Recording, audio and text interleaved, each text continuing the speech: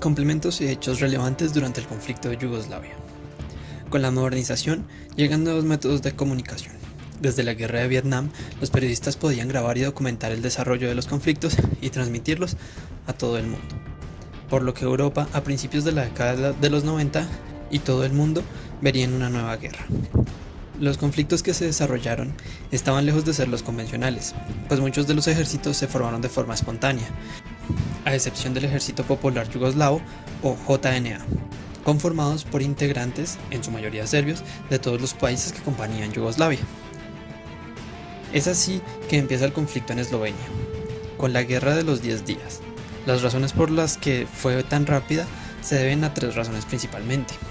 La primera de ellas es que los eslovenos, antes de iniciar el conflicto, ya contaban con un ejército propio, el TO, o Guardia Nacional Eslovena, que se encargaba de mantener el orden interno en Yugoslavia.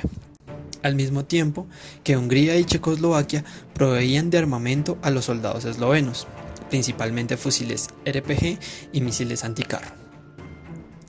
La segunda razón es la intervención de varios países europeos que veían en la separación de los países la posibilidad de mejorar las condiciones económicas, en especial Italia, pues compartía frontera con Eslovenia, realizando una intervención como mediadores para que el conflicto terminara. La tercera razón es el poco interés del gobierno central, en su mayoría serbios, pues Eslovenia solo tenía un 2% de población serbia, provocando que enviaran soldados inexpertos y poco motivados a la batalla, enfrentando a soldados muy bien preparados. Este conflicto finaliza con el Tratado de Brioni, una isla perteneciente a Italia, donde se acordaría la autogestión de los pueblos y un cese al fuego en julio de 1991. El segundo conflicto que estalló fue el croata, conflicto que tendría una duración de 7 meses. A diferencia de Eslovenia, Croacia sí poseía un porcentaje considerable de población serbia, por lo que el conflicto fue diferente. La JNA sí tenía intenciones de no perder el control en Croacia. El conflicto tuvo origen por la división nacionalista, ya que los serbios en Croacia querían tener una provincia independiente fiel a Serbia dentro de Croacia, por lo que los enfrentamientos no tardaron en empezar. Antes de continuar, quiero hacer una aclaración sobre la importancia de los medios de comunicación. Pues recordando que Yugoslavia se regía por un autoritarismo, es normal que los medios de comunicación pertenezcan al Estado, por lo que una vez empiezan los movimientos secesionistas, los medios públicos pasan a ser privados. Esto con 2 características. La primera es que los medios de cada estado estaban siempre a favor de su estado. Los medios croatas con los croatas, contra los serbios, los bosnios del mismo modo y así con cada uno de los estados que componían Yugoslavia. El segundo hecho es que los medios fueron comprados inmediatamente por personas adineradas que tenían fuerte afinidad con los gobiernos locales emergentes, razón por la que fueron censurados y alineados a los intereses de cada región, no sin antes hacer una limpieza laboral, lo que significó que los periodistas más críticos e imparciales fueran despedidos en toda Yugoslavia. El objetivo de esto era manipular a la población y al mismo tiempo al mundo que presenciaba el conflicto. Con esto claro, el conflicto croata fue una masacre, pues a diferencia de los eslovenos, los croatas no contaban con un ejército previamente establecido, sino que la improvisación llevó a que se diera un conflicto entre civiles armados contra el ejército serbio.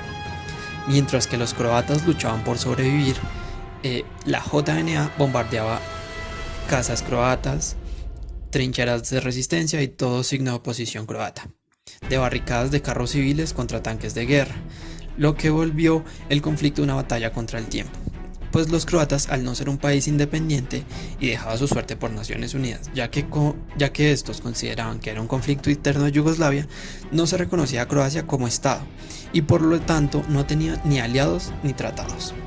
Fue Alemania, en este caso, el país más interesado en el reconocimiento de Croacia, pues lo veía como un potencial aliado económico, y fue quien más presionó para el reconocimiento de Croacia. Y sería con el reconocimiento alemán y de la Comunidad Económica Europea, CEE, que esta masacre culminaría. Luego de Croacia sería la Guerra de Bosnia y Herzegovina, la más larga y violenta de toda la separación de Yugoslavia. En los periodos del 6 de abril de 1992 al 14 de diciembre de 1995. El ejército serbio contaba con el apoyo de las fuerzas remanentes de la JNA, asediando las ciudades, sitiándolas y atacando desde fuera de la ciudad con morteros, destruyendo todo tipo de infraestructura. Eran ataques indiscriminados. Por otro lado, gran parte del territorio era rural, lo que permitió que los enfrentamientos que se llevaban en campo abierto contaran con el componente de las minas, que como consecuencia hasta el día de hoy Bosnia sea el país de Europa con mayor cantidad de suelo minado. Los bosnios tampoco tienen ningún respaldo armamentista, por lo que recurrieron al mercado negro para hacerse de armas. Pero del mismo modo que Croacia, los fusiles no eran competencia contra los bombardeos aéreos o los tanques de guerra, motivo por el que las Naciones Unidas, con la ayuda de la OTAN, decidirían enviar a los cascos azules y tratar de salvar la mayor cantidad de vidas posible. Es en esta guerra donde se presenta la masacre de Srebrenica y donde más militares extranjeros mueren, pues los cascos azules defendían poblaciones en Bosnia, siendo atacados por serbios y posteriormente volviéndose prisioneros de guerra o muriendo en combate. Este conflicto termina con el pacto de Dayton, acordando el cese al fuego bilateral y el reconocimiento de Bosnia como Estado independiente, el desarme de la población civil, con la particularidad de que ninguno de los líderes de los grupos étnicos bosnios fueron parte de la negociación, dejando de lado a bosnio-croatas, musulmanes y protestantes. Sin embargo, la guerra llegó a su fin. Cuando empieza el conflicto en Kosovo, la OTAN toma partido rápidamente y bombardea las ciudades serbias para presionar al gobierno de Serbia para que no intervenga en la separación de Kosovo, intervención que dejaría una imagen negativa en la OTAN, pues los medios de comunicación serbios los acusarían de bombardeos a la población civil y al no respeto de la autonomía de los estados. Este conflicto terminó en junio de 1999, con el cese de ataques por parte del ejército serbio. Kosovo proclama su independencia hasta el 2008. Existe un hecho de suma importancia que es transversal al conflicto, y este es la creación del Tribunal Penal Internacional para la ex Yugoslavia, con la resolución 808 de 1993 decretada por el Consejo de Seguridad de la ONU. Aprendiendo de los tribunales de Nuremberg, este nuevo tribunal cuenta con la participación de países de todo el mundo, y las penas no se darían solo a los altos mandos, sino que los juicios se llevarían de forma individual sin importar el rango del acusado. La extensión del tribunal se aplica para todo el territorio de lo que en algún momento fue Yugoslavia, y todo crimen cometido durante el conflicto. Finalmente, dentro de los lineamientos principales, se decretó que sería culpable todo aquel que tuviera un mínimo de participación en los crímenes. Actualmente, todavía se llevan a cabo juicios en el tribunal y unos de los más destacados hechos son los de el expresidente Milošević, que fallece antes de ser juzgado en el año 2006. 5 cadenas perpetuas, todas a serbio-bosnios por crímenes de guerra y crímenes de lesa humanidad, incluido un expresidente, Radovan Karadzic. Muchos de los acusados fueron encontrados en otros países, como Argentina o España, y otros tanto todavía esperan a ser juzgados.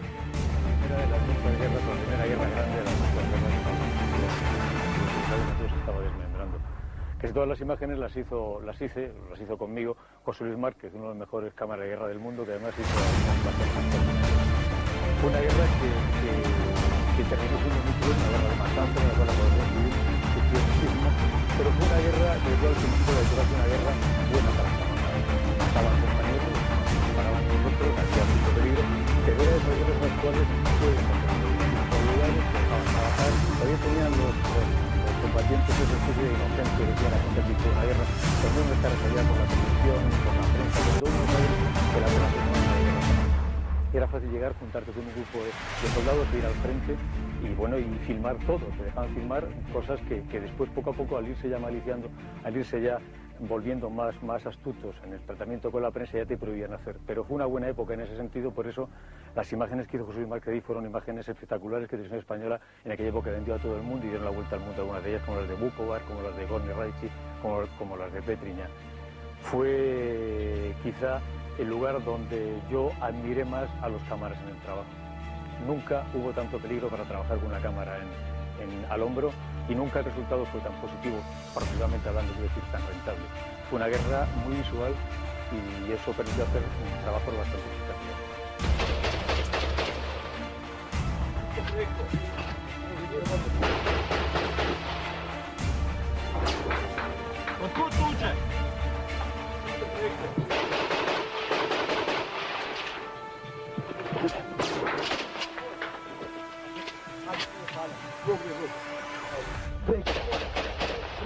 Preko, tamo. ali iza cisterne tamo.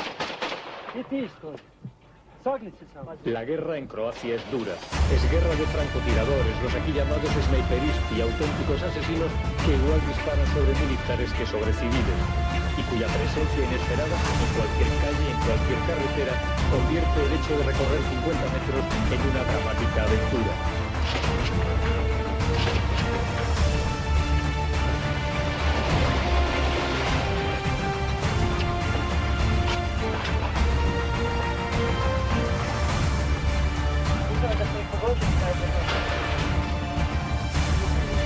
La guerra de Croacia es tan absurda o atroz como cualquier otra guerra, con una diferencia.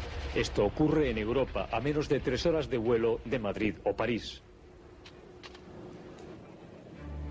A causa del desmoronamiento del Estado federal yugoslavo, la postura croata responde menos a un deseo de independencia nacional que al temor de quedar bajo el control de la vecina República de Serbia.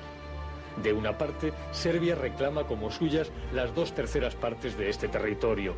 De la otra, el ejército federal yugoslavo está encuadrado en un 75% por jefes y oficiales serbios. Eso lo convierte, de hecho, en instrumento armado de la República Serbia. El quién es quién en esta guerra civil puede establecerse así. De una parte, la Guardia Nacional Croata, con poca experiencia militar y armamento ligero. De otro lado están los Chetniks, las guerrillas serbias, y el ejército federal yugoslavo, que apoya a los Chetniks con sus tanques, aviones y artillería. Simplificando, es como si los vecinos de Pedregal de la Sierra se enfrentaran con los de Arroyo de la Sierra con escopetas de caza y la división acorazada Brunete tomase partido por uno de ambos bandos. De ese modo, la desproporción de fuerzas es aquí abrumadora en contra de la Guardia Nacional Croata. La guerra en Croacia es injusta. Las bombas caen sobre objetivos no militares y se llenan los refugios mientras la alarma suena en el exterior.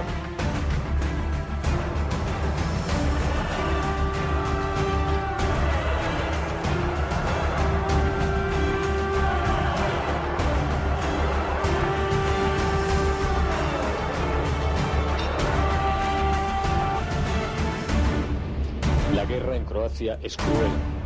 Pervive aquí la vieja memoria de los tiempos turcos, la degollina implacable, la represalia atroz.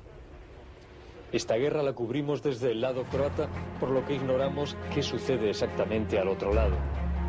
Pero sí hemos visto y filmado los cadáveres de 22 ancianos y jóvenes degollados en Chetekovas por los guerrilleros serbios. La guerra en Croacia es triste.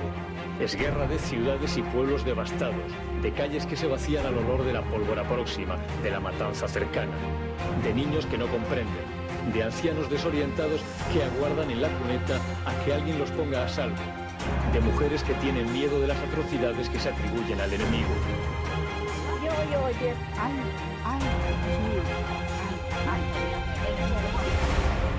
Cada día caen nuevas ciudades y el cerco se estrecha en torno a Croacia. El ejército federal y sus aliados Chetniks justifican sus ataques afirmando que responden a provocaciones croatas. Por su parte, el gobierno de Zagreb, al que la situación se le escapa por momentos de las manos, aún confía en el milagro. Una mediación extranjera que ponga fin a los combates o el reconocimiento europeo que le permita adquirir armas que equilibren la balanza. Pero el tiempo pasa y cada día queda menos Croacia que defender.